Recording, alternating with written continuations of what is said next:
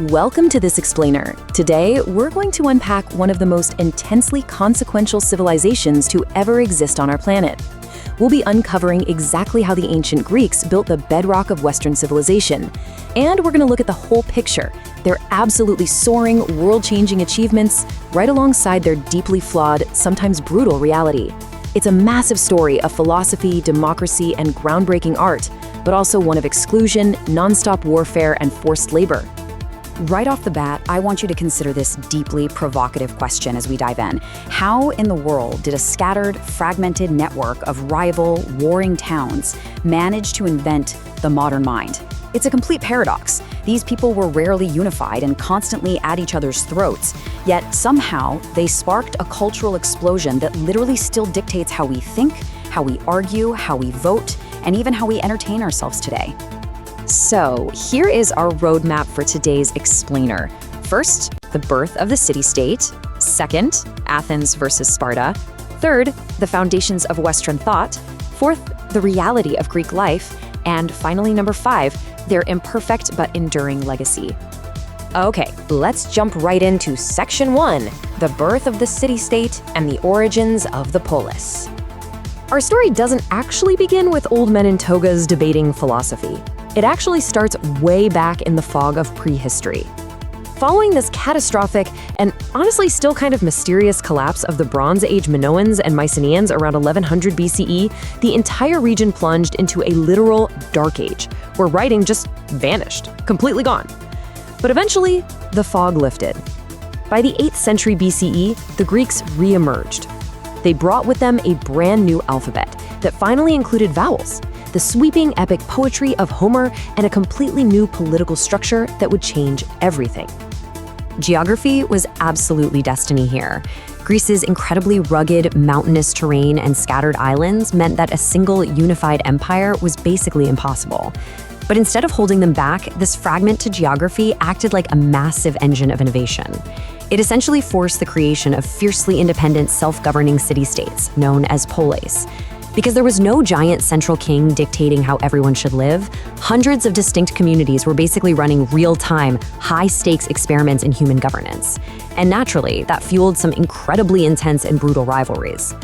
Which leads us perfectly into Section 2, Athens versus Sparta, a tale of two ancient superpowers. These two city-states were just complete polar opposites. On one side, you have Athens. They were an open, cosmopolitan maritime power, relying heavily on trade, boasting a massive navy, and constantly evolving their democratic system. Then on the exact opposite end of the spectrum, you've got Sparta. Sparta was strictly inland, heavily closed off, deeply suspicious of any outsiders, and operated as a rigid militaristic oligarchy. But to really grasp how Sparta functioned, you have to look at the dark foundation it was built on. A huge enslaved population known as helots, who vastly outnumbered the actual Spartan citizens.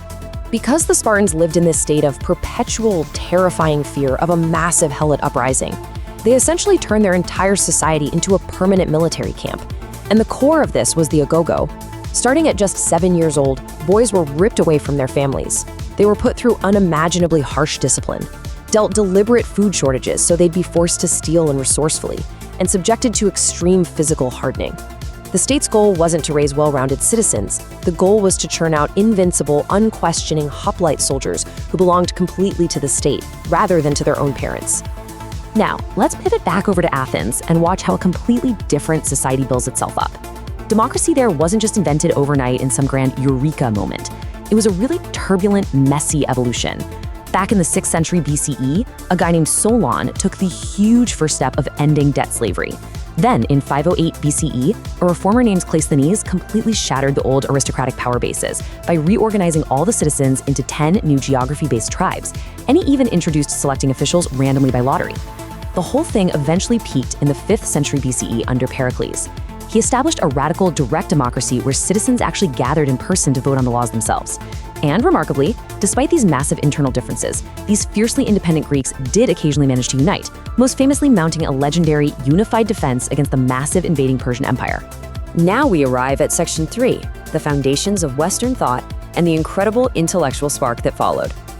What's absolutely vital to understand here is this astonishing chain reaction of human thought. It started with the early pre-Socratics, who made this incredibly radical leap to look for natural explanations for how the world worked, rather than just blaming everything on mythology. Then along comes Socrates, who just relentlessly questioned the foundational assumptions of powerful people. Now, Socrates didn't actually write a single thing down, but his brilliant student Plato sure did. Plato went on to develop huge abstract concepts like his famous theory of forms. And then, Plato's own student, Aristotle, brought everything right back down to earth, pioneering strict empirical observation, formal logic, and, fun fact, even tutoring a young Alexander the Great. I actually want to pause for a second on one of Aristotle's most beautiful and enduring ideas, eudaimonia. Aristotle grounded his entire framework of ethics in this one concept. He argued that the ultimate purpose of human life isn't just basic survival, and it certainly isn't just accumulating wealth. The goal is to achieve true, deep flourishing and happiness. And how exactly do you do that? He believed it was through the deliberate, lifelong cultivation of virtue and the active, everyday exercise of human reason. But they didn't just stop at philosophy. The Greeks essentially mapped out our entire modern intellectual world. During the religious festivals honoring Dionysus, playwrights like Aeschylus, Sophocles, and Aristophanes literally invented formal theatrical tragedy and comedy as we know it. Meanwhile, in the realm of STEM, Euclid systematically organized geometry into his textbook The Elements, a book so good it was actively used for over 2,000 years. And Hippocrates completely revolutionized medicine by aggressively insisting that diseases were natural occurrences rather than just arbitrary punishments handed down from angry gods. Before we put them on too high of a pedestal, though, there's a surprising fact about their art and architecture, like the magnificent Parthenon, that we need to clear up. Our modern romanticized image of serene, gleaming, pure white classical marble, actually a complete myth. In reality, these architectural marvels and those famous sculptures were originally painted in a literal riot of bold, bright, vivid colors. It's just that time and centuries of weathering washed all the paint away, leaving us with a very skewed impression of their incredibly vibrant visual world. And honestly, that visual reality check forces us to look past the pristine ideals and start honestly examining the sometimes uncomfortable, everyday reality on the ground. Which brings us right into section 4, the reality of Greek life, moving beyond the ideals. When we proudly say Athens was a democracy, we really need to stop and ask, a democracy for whom? When you break down the actual estimated demographic data, full citizens who held political rights were actually a minority of the overall population. You had free foreigners, called metics, who lived and traded there but got zero vote. And then there was an enormous population of enslaved people who made up a massive portion of the society, possessing absolutely no legal rights whatsoever. It's an incredibly sobering truth, but an essential one to understand. The celebrated historical achievements of Athenian democracy, their abundant leisure time to sit around and philosophize, and the immense wealth required to build wonders like the Parthenon, all of it was quite literally built upon the harsh, involuntary labor of enslaved people.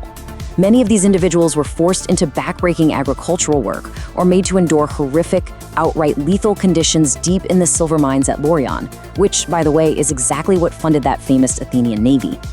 We see a similarly stark and fascinating contrast when it comes to gender roles.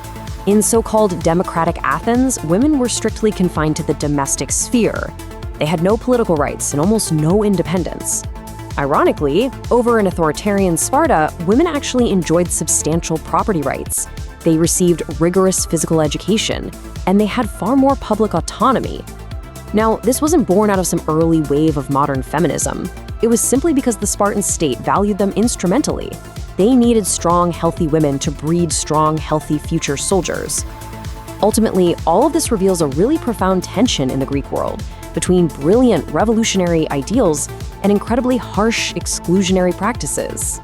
And that tension leads us to our fifth and final section, an imperfect, enduring legacy.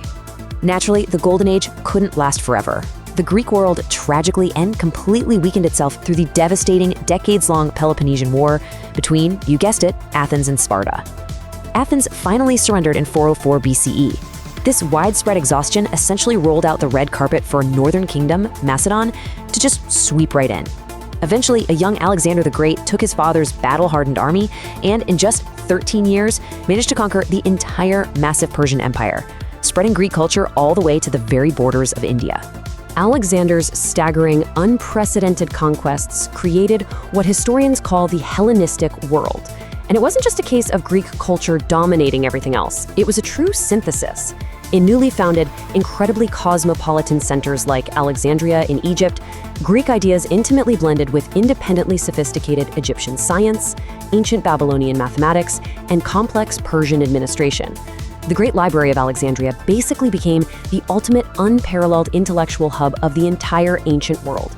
Eventually, the Romans swept through and conquered these Hellenistic kingdoms. But in one of history's greatest cultural plot twists, the Romans became totally absorbed by Greek culture and ended up spreading it even farther across their own empire. When you look around today, the foundations of our modern representative democracy, the core ways we utilize logical philosophy, the fundamental framework for rigorous mathematical proofs, and the very structures of dramatic storytelling you see in modern movies and books, literally all of it traces directly back to the brilliant, restless minds of these deeply flawed ancient city-states. As we step back and reflect on this immense 1,200-year history, it really brings to mind Socrates' incredibly famous assertion about the vital importance of deeply examining our lives and our assumptions. The Greeks didn't just teach us how to question the physical world around us. Much more importantly, they taught us how to systematically question ourselves. So, I'm going to leave you with this final, incredibly provocative question to examine for yourself today. As we look back at the very origins of our own civilization, how do we actively balance our deep, modern appreciation for these undeniably revolutionary Greek ideals of democracy and reason with the totally brutal, exclusionary reality of their everyday society? It's a heavy tension, and frankly, it's one we are absolutely still navigating today. Thank you so much for joining me on this explainer, and remember to keep questioning everything.